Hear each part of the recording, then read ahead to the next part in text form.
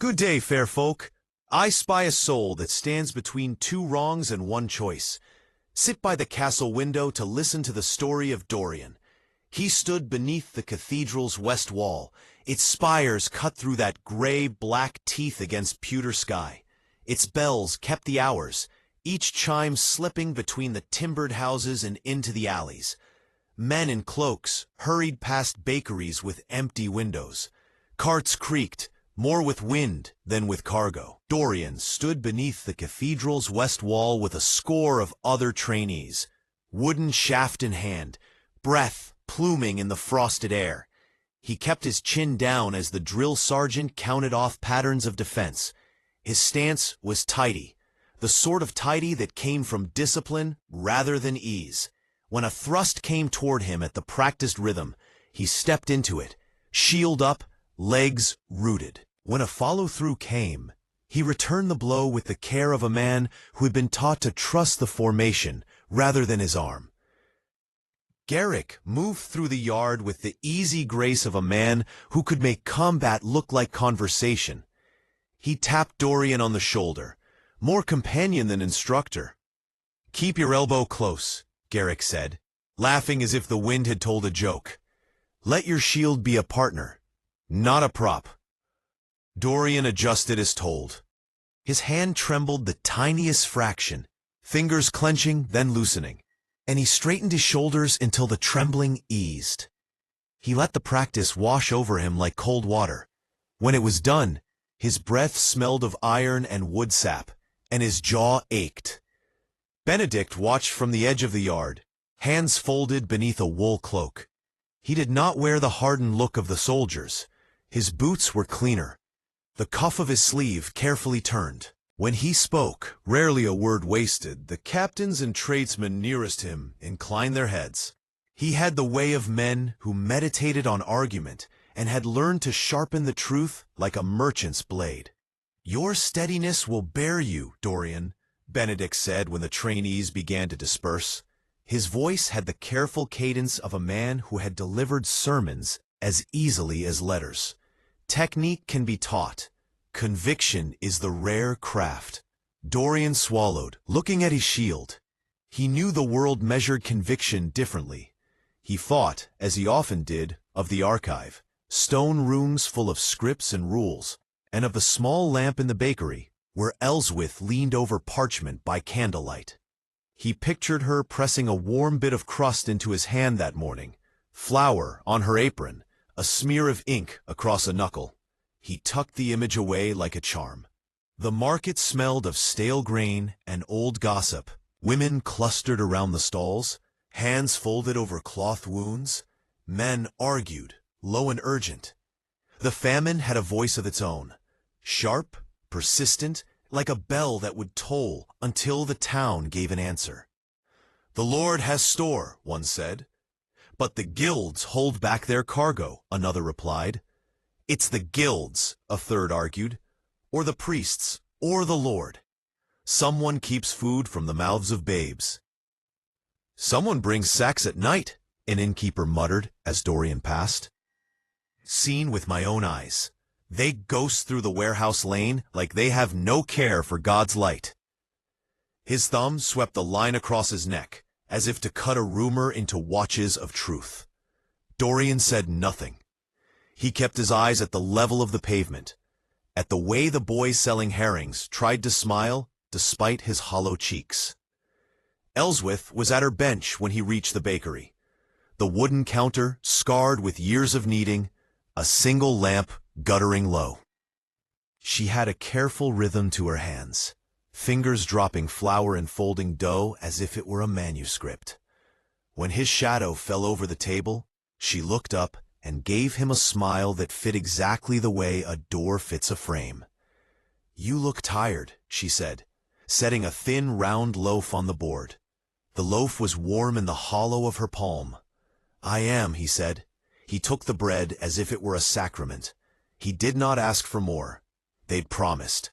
Sober talk. No talk of gifts, yet small things kept breaking the edges of solemnity. "They give broth in the nave now," she said, voice small. "Better than nothing. The priest himself ladled it for the orphans this morning. Her fingers moved across the counter again, a little quicker, as if speed could outrun the cold. He watched her wash her hands and blot the water off on the hem of her apron. When she closed the shutters and stepped into the lane with him, she pulled her shawl tight. Her shoulders moved like a person carrying a weight, and he stepped close enough for the draft to pass between them. He kept the loaf wrapped, its scent of warmth and salt a quiet thing against his thigh. The Guilds had a presence in Weald that showed in bent signs above empty doors and in the way the ships at the quay slid through fog in the smallest hours. Benedict frequented the quay as often as he came to the archive or the training yard. He had lists of merchants and names of routes in his head, more surety about cargo than any priest's certainty about salvation. He argued, softly, insistently, that the cathedral's ways were beautiful and old, and that beauty alone would not fill a child's belly. In practical matters, Benedict said once to Dorian in the cold stone of the cathedral steps, skill must not be subordinated to devotion. The guilds know how to measure, how to store, how to push a cart through a rough road and keep grain intact. He tapped the stone with a finger, as if making his point into the mortar. The cathedral prays. That is its business. But prayer without bread is a hungry prayer. Dorian had no answer. He counted prayers like beads. He kept watch at night, his halberd resting in the dark. His oath was written across his chest, in the quiet way he rose when bells pealed. He had seen the way Benedict's eyes burned for action, and the way Garrick's laugh followed Benedict like a shadow. Taste, not reason, made his neighbor's words taste bitter. "You'll listen to them?" Garrick teased one evening, clapping Dorian on the back. "Join us at the tavern. See the plans for the guild's wagon dispersal. It's talk. More talk than work, but it keeps the blood warm." Dorian went because Garrick went, as he had come to nearly every place Garrick deemed worth visiting. The tavern was a place where truths were hammered flat and sold like nails by men who had no patience with pity. Men from the guilds sat at long tables, heads bent. Benedict leaned among them, his cloak making him look like a man whose pockets remembered coin. "We keep stores," Benedict said in a corner where the light was thin. "Not as hoarders, but as stewards of supply. The cathedral believes it has first claim, but it does not feed the hands that raise barns. The guilds will allocate. We will create a routable system, keepers and ledgers, so no child goes hungry when bread should be there. We do it for the city." A voice from the table, name lost in drink, shot back, rough as a whip. "And if the cathedral pricks itself on the needle and bleeds, will you let it rot?" Benedict smiled without humor. "If the cathedral refuses to reform, then reform will come from the hands that bake." His eyes flicked over Dorian while he spoke, and Dorian felt watched and measured as if he were a ledger. The look said, silently, "You could help build a city or keep guarding its door." Elswith's papers smelled of old ink. At the archive, she learned the incisive rules of script and summons. The pen slope she leaned on was chipped, the lamp stub ruthlessly short. Benedict sometimes came to the archive on business with the clerks. Often, his business was in argument rather than ink. He would search racks of ledgers and murmur to the scribes, and the scribes would murmur back in a dialect made up of parchment and rule. "You should not listen to them," the head scribe told Elswith once, when she lingered near the shelf where Benedict traced the spine of a logbook. "They are merchants whose faith is in profit and reform. The cathedral keeps memory. Memory holds people upright. Without it, you lose more than bread." "Can he remember?" she asked aloud, as if reciting a proof. The head scribe's eyes flicked to Dorian, who happened to be in the corridor, boots echoing. Though Dorian kept his distance and watched the way Benedict's mouth tightened when people spoke of the priests as if they were tombstones. Gossip braided itself through Weald. In the market, a woman who had once served at a lord's table said bluntly, "A gang of men moved sacks at midnight. They were guildmen, not the Lord's peons. A child who ran errands for a cooper swore he had seen ropes slung over wall posts to whisper to the docks. The tavern keeper thumbed his beard at the counter. Old Tormund the cooper shook his head at the ale bench and spat. Strength comes from skill, not prayer. People shifted their weight when Dorian walked past. They did not look at him openly with hostility, but edges of their words softened, and their voices would fall. Garrick's face gleamed in the embers of the hearth. He spoke of a world leaned into by men who knew measure, that pains could be healed by skill. Benedict says we'll move stores to the quarters, he told Dorian, leaning in close enough that the heat found his cheek. Not to steal from the cathedral, no, but to route the grain where it's needed. He says the cathedral's methods are old spells. The guilds will graft new hands to the wheel. Dorian's jaw tightened. He had watched Benedict's lists, his small ledger marked with notes about supply and route and discretion. If the guilds moved granaries, that could redraw the map of hunger. People could line up without shaking. Elswith could finish her examinations. Her letters could be the ladder. But Benedict's hand reached into the dark in ways that did not show at the tavern. At the docks, crates logged into the guild's ledgers did not always match the cathedral's intake. A cart meant for the cathedral would sometimes stand idle at the warehouse, while carts with the guild's mart slipped through a side gate. Benedict moved like a man cleaning a wound. To some, it would look like healing. To others, like infection. Dorian kept his head bowed at prayer, fingers counting the same beads, lips moving. At nights he walked the quay alone, watching for coal smoke and the hum of ropes. He saw a cart idling with men who wore the guild's mark. One of them caught sight of him and spat, and Dorian kept his distance, pressed into the shadow of the quay house and watched. "You must decide," Benedict said at the edge of the quay, the night the river froze. "You can stand with the cathedral and its memory, and the city will continue to starve between prayers. Or you can stand with the guilds and pass bread by route instead of indulgence." His breath came white in the cold. Dorian looked at him. He pictured Elswith bent over her parchment, a candle burned low. He imagined her in the archive, ink drying on a page with the letter of her name at the head of it. He saw the children in the square, holding bowls. The picture made his mouth dry. He tested his answer with a question. What is the cost?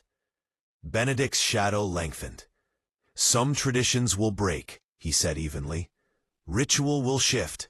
The cathedral will have to let go of some claims. But the city will live. He pulled his cloak tighter and left Dorian with nothing but the wind and a silence thick as rope.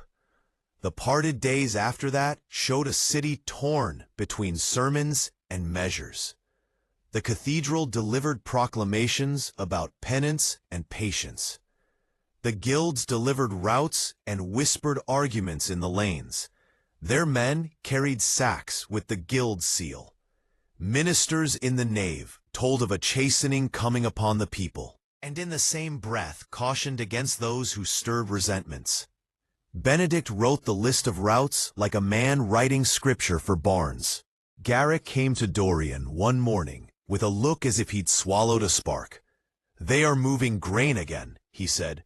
"The North Lane tonight. Watchful hands will see them. Help me keep the watch. Help us push the wagons where they should be." Dorian nodded. He went because he owed Garrick for a dozen favors. The man's patience on the practice field. The way Garrick had once stood between Dorian and the captain's scorn. The nights of bread passed in grim company. That night, the carts moved under the pall of cloud. Lanterns bobbed like low stars. Men whispered and patted. A line of wagons eased through a narrow gate. Dorian and Garrick watched from shadows. The leader, marked with a guild sigil, nodded to men with cords and quick hands. They loaded, lifted, did what men who know how to load and track do. "See?" Garrick breathed once, as if the sight of mechanics in the dark assured him. "See how easy it is when men know their business?" Dorian's hands were cold and his breath quick. He made note of the names on the ledgers as they passed, the weights in the sacks. He watched the carts go, slow and deliberate. They moved into alleys where the cathedral's men rarely walked at night. He watched until the last lantern vanished. He told himself he would not be a tattler. He worked out why in small terms. Because Benedict spoke of justice, because the guilds promised order, because Ellsworth's name rested near a ledger that might one day list her among scribes. He turned the idea over like a coin. The guild's moves were not secret in the absolute sense. People saw the wagons, felt the changed rhythm in the streets. Rumors braided into a pattern. They steal from the Lord, said someone in the market. They rout through their own hands, said another. They make a new order for the city, said a young man who had dreamed of apprenticeship. Dorian made notes in his head. He said prayers before meals. He kept watch. He answered to duty. A frost morning arrived with slatted light. The archive called Ellsworth for examinations. She rose, kneaded at the dough she'd kept for herself, until it had become 2 fractions of a loaf, tucked the crust into Dorian's satchel as he readied for parade. "Write careful," she told him, sliding paper into his hand. Her own notes of memory, not the scripts they would read later. Remember how to spell your oaths. He tucked her parchment near his breast and went to the yard. Garrick's grin was steady. Benedict was not to be seen that morning. That night the captain's summons sailed through the barracks like a small gale. Men were called to the yard, where the banner of office hung. The captain's face was pale but hard. "We intercepted wagons at the north gate," he said. "They were marked for the cathedral but were not. The men unloaded into a yard with the guild's seal. It will be held as evidence. Arrests follow." His eyes found Dorian. "We need truthful men for the inquiry." Dorian's fingers curled around the edge of his shield. The yard closed. Voices rose and a tension skinned the air. "Who brought this?" Garrick asked, a hand on Dorian's arm. His laugh was not warm now. "It was the watch," the captain said. "Someone saw. Someone signaled." Benedict's name rose in a hush, like a church bell struck wrong. Men looked to Dorian. In that hush the world tipped a little. Garrick's jaw set. He looked at Dorian like a man who had been betrayed by a friend. He came close enough that Dorian felt his breath. "You tell me everything," Garrick said, quietly. "If you are asked, you tell the truth." He sounded like a man dividing law into edges. "Of course," Dorian said, voice flat as parchment. The inquiry did not break like thunder. It unraveled more like thread. Witnesses dripped forward with details of carts and midnight. The captain ordered records inspected, and Benedict, called to account, arrived with the cool look of a man who expected to be heard. "What do you call this?" Benedict asked when the captain set his ledger on the table between them. "A misreading? A clerical error?" "It is transport of supply," the captain said.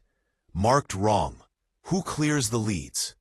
He raised his eyes. They fell upon Benedict. Benedict's hands did not shake. He placed a finger on the ledger and read in a way that made the letters lean toward his voice. "We route according to need," he said.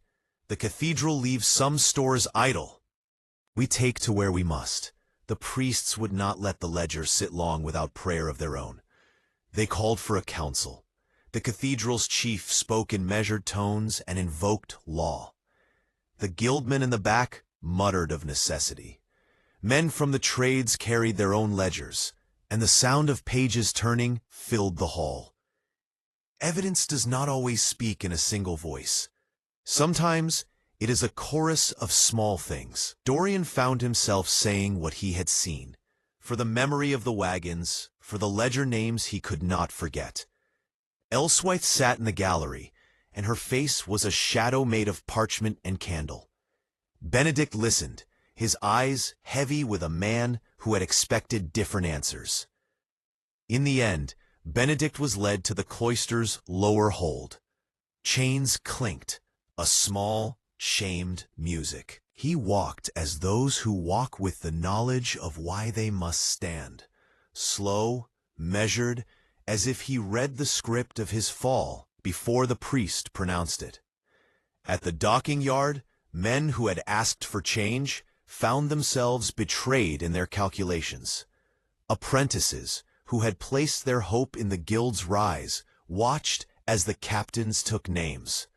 Garrick moved like a man who had lost an anchor, for to him Benedict had been the map, and he had walked on the map's promise. Dorian watched the procession into the dark and saw Benedict look up at him.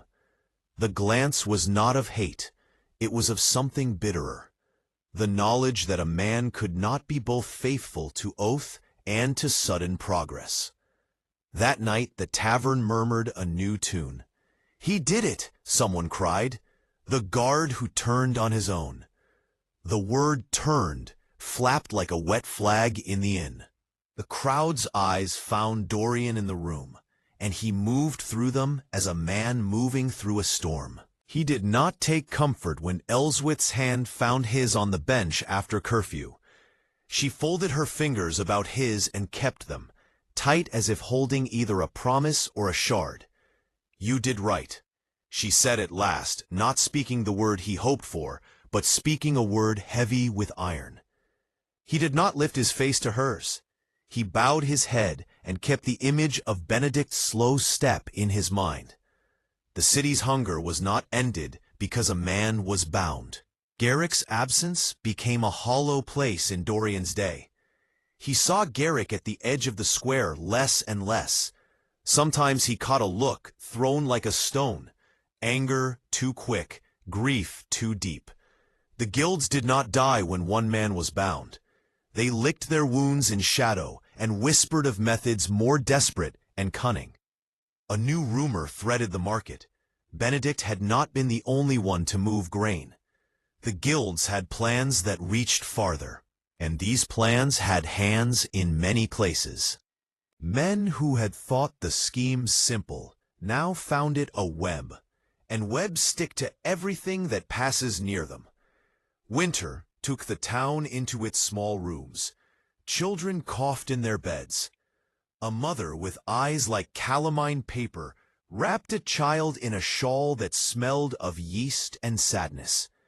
In the cathedral, the priests wore heavy, sainted faces and set out more broth, thinner than before. The guilds proclaimed themselves reformers, and Benedict's bindings did not stop that argument. When Dorian walked the quay at dusk, he found a boy staring at him from the wobble of a plank. "You took his grain," the boy said, small and furious. "My dad says so. They say you—" He lunged forward, missing by an inch as Dorian stepped aside. The boy's words sank into him like a small stone. He looked across at the dark hulks of carts and wagons. He thought of tests and oaths, and the feeling of Elswith's calloused fingers in his palm. He thought of Benedict's line, "Tradition must bend or perish," and he gripped his halberd as though it were a staff against wind. There came a night when the guild tried again, not crude as before, but with a more cunning clockwork. A cargo vessel waited at the quay. Men in guild's livery adjusted ropes. Dorian watched from shadow, fingers numb. Benedict, freed on appeal, moved among them like a man who had found a second wind. Garrick stood close, voice low, and the two argued like men throwing fire on tinder. "You see now," Benedict said, "control cannot go on waiting. You risk everything," Garrick answered. "You risk the city. You risk those like Elswith, who do not beg for bread, but for work." His hands were fists, his mouth was set. Dorian could have sounded an alarm and called the captains. He could have left the decision to others. He did neither. He moved into the open where the men stood, and his halberd found the dock planks with the sound of an oar striking water. "Men of the guild," he called, the carriage of his voice hollow through the night. "This is no route for private hands. Unload not for greed, but give to the cathedral stores as law directs." Garrick's head snapped at the sound of his name. Benedict's eyes flicked to him and then to Dorian. The man at the fore of the vessel spat and crossed himself in a sign that was not devotion, but calculation. "And if the law does not bring it where it needs," he snarled, "then bring it to those who will see it given," Dorian said, "not to those who sell it later in the market for their own purse." A scuffle broke. Men shoved. The rope snapped from a pulley. A lantern tipped and threw light like an accusation. Stones threw themselves into the air and landed with dull thuds. Something in the chaos, maybe the precarious mood of a crowd, maybe the captain's oath or the clamp of a halberd, made the village realize it had been tampered with. The captain's voice cut the din. "Seize them! All who refuse lawful direction are under arrest." Hands moved like weather. The captain's men were trained. They moved through the crew and bound the foreman with rope and took Benedict with a quiet grip. Garrick tried to wedge himself between the men and Benedict. Dorian felt the pull in his chest as if the world itself tugged him toward a wrong he could not countenance. When the shouts quieted and the bindings were clinked and the men were led away, the quay seemed enormous and empty. Benedict met Dorian's eyes when the priest took his arm. In that look, there was no triumph, no pleading, simply a bitter knowledge, a man who believed he had done necessary evil for a greater good. "You have shown me," Benedict said once, voice low as he was led past, "what the righteous may do that the living will not understand." People gathered the story as if they were collecting seed. Some cheered. More turned their faces from Dorian. Children who had waved as he passed days earlier now drew back. In the market, the baker's wife spat when he approached the stall.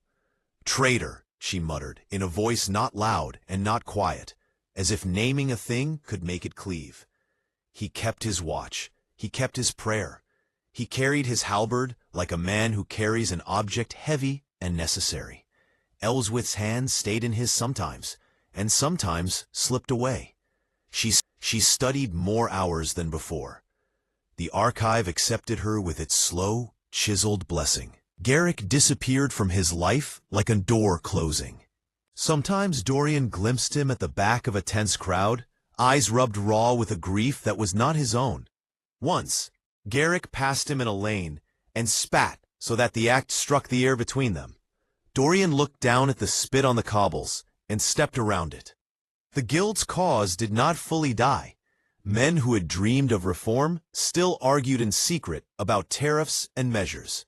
And Benedict's idea that the cathedral had gathered its relics and rituals into a house that could be insulated at the cost of the living remained afloat in pockets.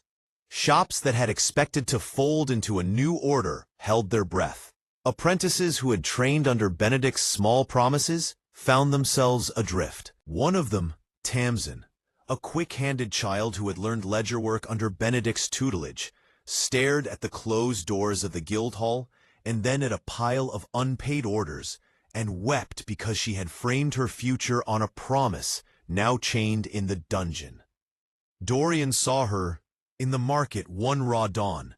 She looked at him as whom she expected to be a deliverer and saw instead the man who had shepherded truth into the light. "Why him?" she asked, not very loud. The question was not just about Benedict. It swept into her own plans as if a scythe had passed through. Dorian's words came out like the slow clink of a bell. Because goods went where men decided, not where law or right asked. He watched the texture of her face harden. She had been a believer in reform, as surely as Ellsworth believed in script. Now both women stood in separate orbits of the same bleak sky. When the town settled after the winter's worst, the scars remained. Benedict's chain clinked in damp halls. Garrick's name was spoken in angry coughs. Dorian watched the people of Weald as if they were pages turned and aged. The cathedral's spire towered over it all, patient and indifferent. Ellsworth's ink darkened on her pages. He had kept an oath. He had broken a friend's trust. He had saved a future of parchment and scribe from being bought or swapped. He had not ended hunger. Carts still creaked, but the full cycle of redistribution had stalled, and the guild's promise to modernize stalled with it. The city limped onward. When Benedict was led to the cloister, the priests pronounced that law prevailed.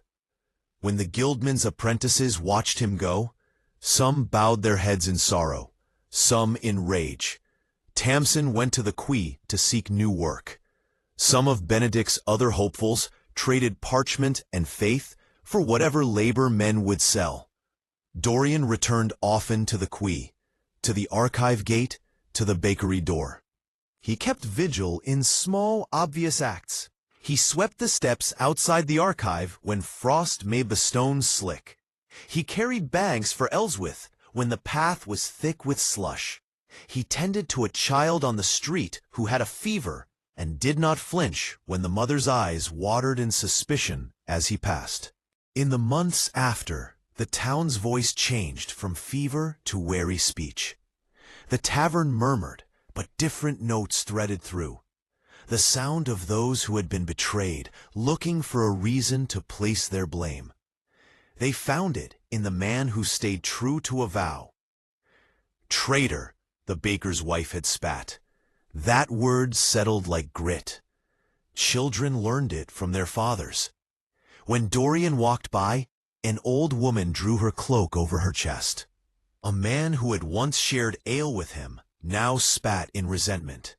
The eyes of the town held him at arm's length, as if truth were a contagion. Ellsworth took an extra hour at her desk, and then walked out with a parchment folded in the line of a promise. When Dorian met her at the corner of the street, she did not smile. She laid the parchment in his hands. It was a letter from the head scribe, confirming her place. The paper rustled between his palms like something alive. He looked up. The world around them went on. The quay boats swung, the chapel bells chimed, the market sold what it could. "You did what needed doing," she said, at last, not looking at him, but at the ridge of the cathedral, where the light broke like a seam in night. "Because someone must keep the words straight." She said no more. She walked away into the mist, with the measured steps of someone who had tied a knot in a new rope. Dorian stood and watched her go. The church bells counted time. The hunger eased in small ways as the spring thawed the smaller ices. Grain that had been held returned by law or trade. But the dreams of the guilds had been clipped, and the apprentices who had built them scattered. Tamsin found a ledger apprentice's place with a baker, and taught herself weights. Benedict remained in the lower hold and wrote sometimes to Dorian through a brief breach in custody.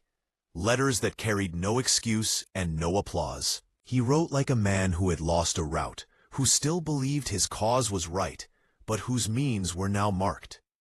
Dorian kept patrols. He woke to the bell and knelt where his own palms found the cold of stone. He kept watch across the city, as if the duty were a hearth that could warm even the chilled hearts who watched him with suspicion. He did not seek forgiveness in the market. He found instead a calm that came like a lantern, steady and low. One night, months after Benedict's binding, a girl from the guild's rank, Tamsin, found him sitting on the low wall beneath the cathedral. She held a bundle of papers, damp and folded. "You did what you thought right," she said without flourish.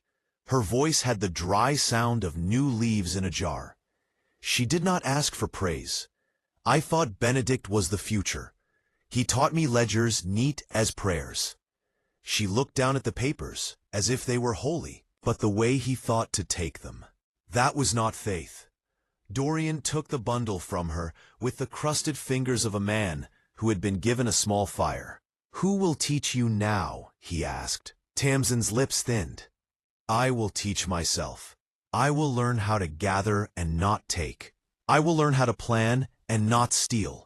Benedict meant good, but he bent the means. He nodded. The harbor fog breathed in and out. Children shouted in the distance. The cathedral's bells marked hours and not judgment. The town moved forward, like someone who had survived cold. It was messy. Some tradesmen prospered. Some apprentices starved for a spell. The archive's new scribes filled their ranks slowly. Ellsworth wrote in letters that would be preserved, her name among others in a slow list of time. Not rebel nor martyr, but careful and enduring. Dorian kept his oath. He kept his halberd. He kept his hours. Men snubbed him in the street. Some spat on the pavement. That did not change the small facts of his life. The halberd's weight, the scrape of boot against stone, the flick of wind that made the cathedral's tattered banners flap. He found solace in tasks. He took up a repair of a charity hearth. He tended the archive gates until the stone warmed under his palms. Months became a winter and then another spring. The specter of the famine eased into memory, like a wound scarred over. People spoke of Benedict less in the tavern, and then more as a parable. What zeal unmated with honor can bring? Tamsin's hands grew sure on ledgers.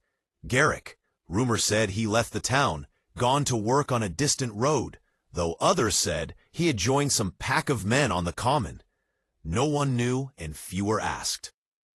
Dorian and Ellsworth were married beneath the cathedral, a small thing with an older priest and 3 witnesses. The cathedral's cleric blessed their bread as if bread were sacrament. The archive's lamps were lit. The town watched, speaking in low voices. Some nodded with approval, others kept their heads down.